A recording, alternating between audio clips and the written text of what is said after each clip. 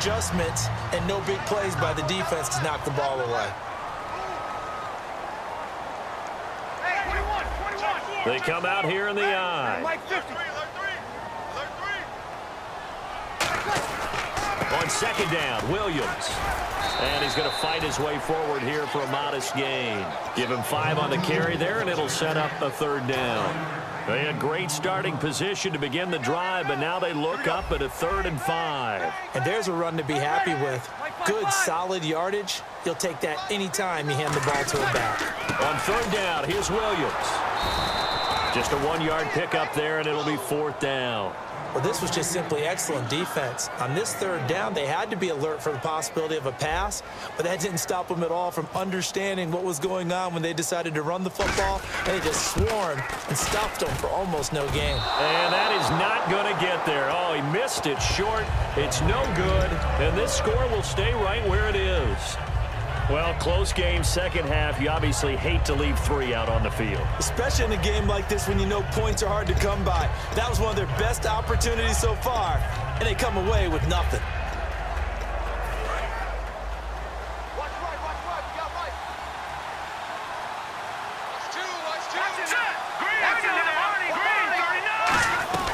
They'll try and get the run game going. This is Henry. And he's across the 40, 3 extra yards to the 43. It's a 7-yard carry to set them up with a 2nd and 3. First play of the drive, let's give credit all around. Excellent blocking for the guy carrying the ball. He was the finisher. A really nice run.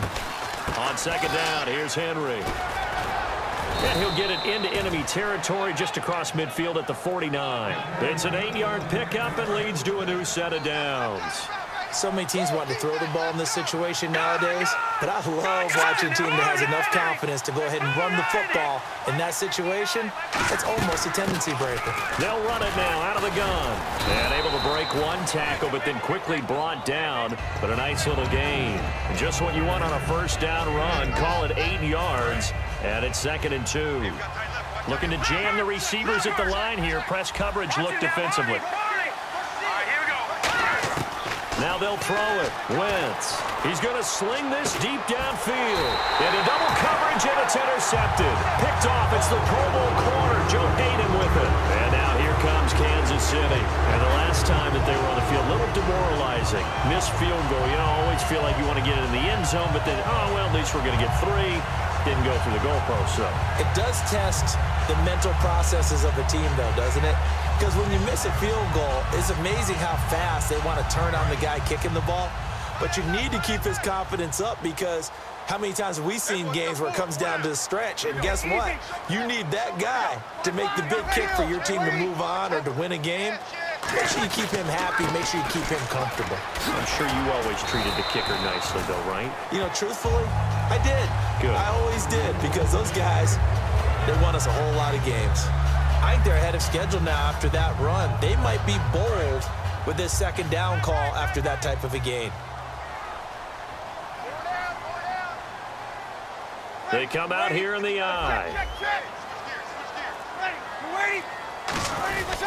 Now a 10th carry. Here's Williams.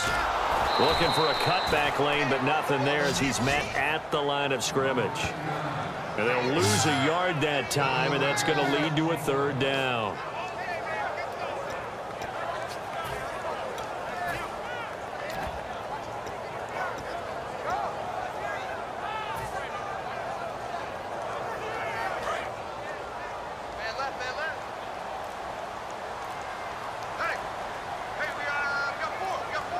They'll need to get the play off quickly. We're back now in KC. It's the Chiefs with the lead and the football here as we get set for quarter number 4.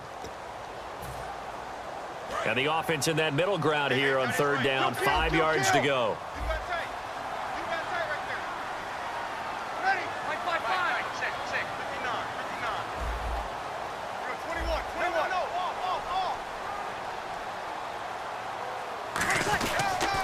Now they'll try to sweep with Bell. Oh, he's got some breathing room.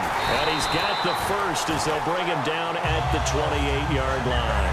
They got 18 yards out of that one, and it gets him a new set of downs. good, solid, strong run that not only gets them a nice chunk of yardage, but takes the clock under 4 minutes. And now they're going to play situational football. How many timeouts does the opposition have left? How many runs do they need to call to make sure they bleed out those timeouts? But even more importantly, mentally right now, they hold the advantage. They probably have them at the verge of breaking. And what they want to do is finish them off. On the ground, this is Williams. No gain on the play. It'll be second down. The fourth quarter here, they've got the lead. They want to keep it on the ground. That's what they're doing. Smart football. Keep the clock grinding. Keep it going. But you got to figure now, they're going to see more people stacked up at the line of scrimmage as they try and bleed it out.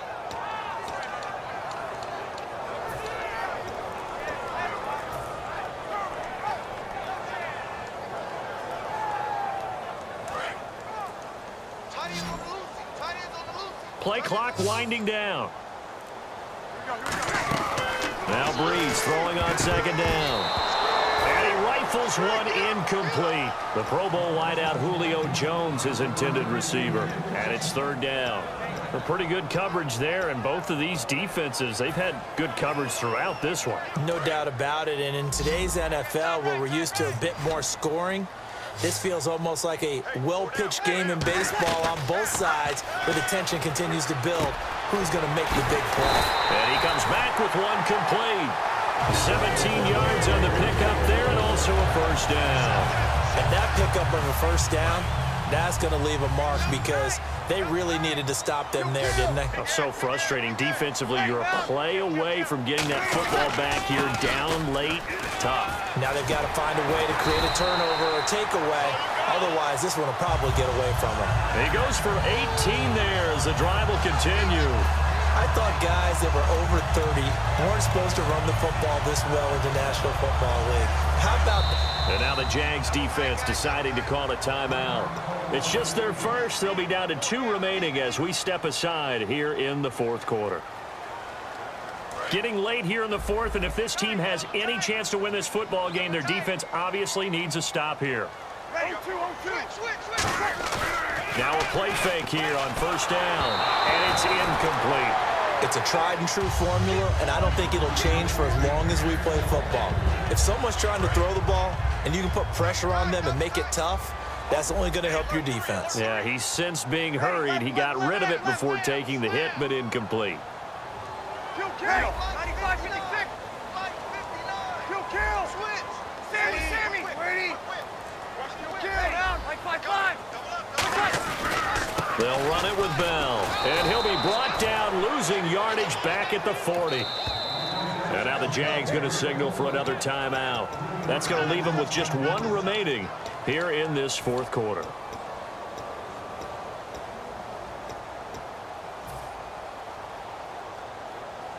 And the offense here just looking to stay in bounds, complete the short passes, and put this game on ice. The defensive line disperses a little bit here, maybe expecting a pass. Green's got it over the middle. Time for a break. We're back to see what happens after this. So on fourth down, out trots the kicker in a big spot here. This to make it a 2-score game. And this one looks good. It is good. Right down the pipe. And the lead moves to 10-zip. So a big one there as that gives them a little cushion. And you know, here in the fourth quarter, the fact that they were able to bleed some time off the clock and put points on the board, even if it's only 3, that could turn out to be the drive that ultimately wins them the game. And he'll take it back to about the 19-yard line. Out comes the Jacksonville offense as they get set to take over here. And following the interception, we'll see what they can put together on this drive. I can hear my old college coach right now. He always used to tell us before every game, the team making the fewest mistakes will win. What they're hoping is that last mistake is their only one of the game. Coaches, that's all they talk about, turnovers, right? Minimizing those and maximizing opportunities. Give them 3 on first down. It'll set up a 2nd and 7. We always like to talk about defense in terms of levels. First level defensive line, second level linebackers, third level defensive backs. On that run, That was what we call a first-level run, and it was stopped by a second-level player. And a short gain there as he'll get it up only to about the 24. In on the tackle there, Luke Kuechly. And an extra DB here for the Chiefs on third down. Pass situation. To throw, it's Wentz. He's going to let it fly. And he bats it away, and it falls down incomplete. I like the boldness, and I like that they took a shot downfield, but it was well covered, and he's able to get a hand in and knock it away. And they're indeed going to go for it here on fourth down. So trailing here in the last quarter. Let's see how this plays out. Now Wentz, got to have this one. Now a desperation throw deep downfield. And that is incomplete. They had to go for it with such little time remaining. And that's going to be just about all she wrote for this one. And they'll start this drive with very good field position. They come out 5 wide, 3 of them to the right side. Bree's going to throw here. This will be caught at about the 3. And he will take it on in for a Chiefs touchdown. Beckham, 23 yards for the touchdown. And the Chiefs add on to their lead. He's got it, and it's 17-0.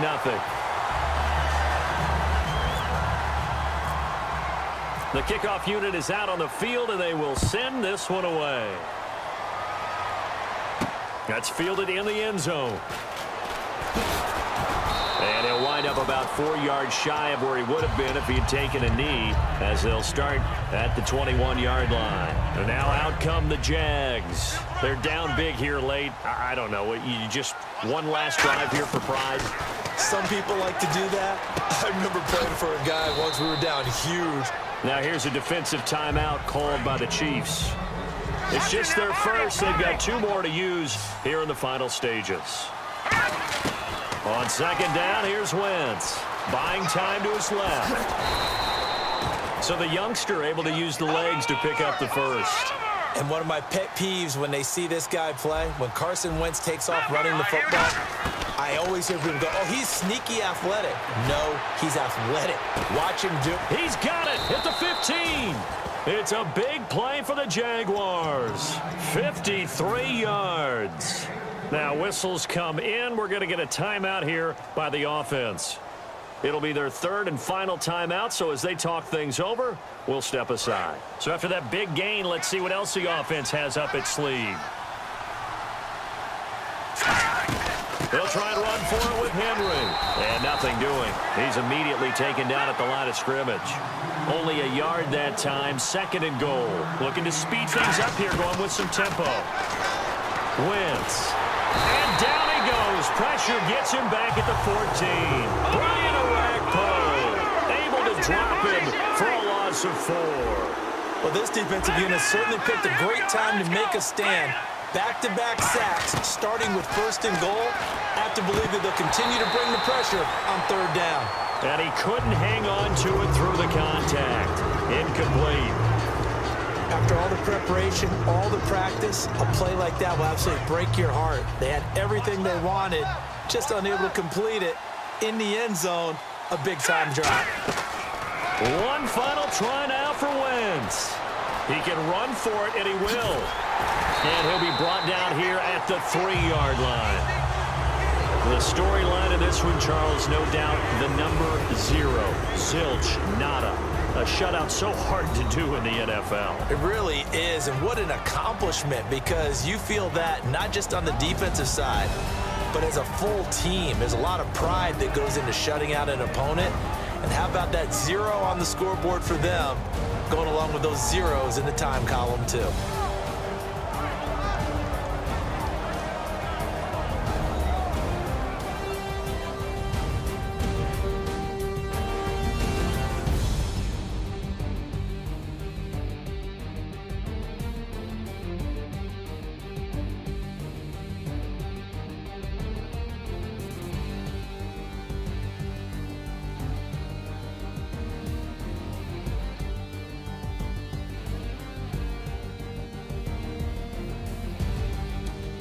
So that'll do it for Charles Davis, the rest of our crew. I'm Brandon Gaudin. This has been a presentation of Madden Ultimate Team on EA Sports. For more, log on to easports.com.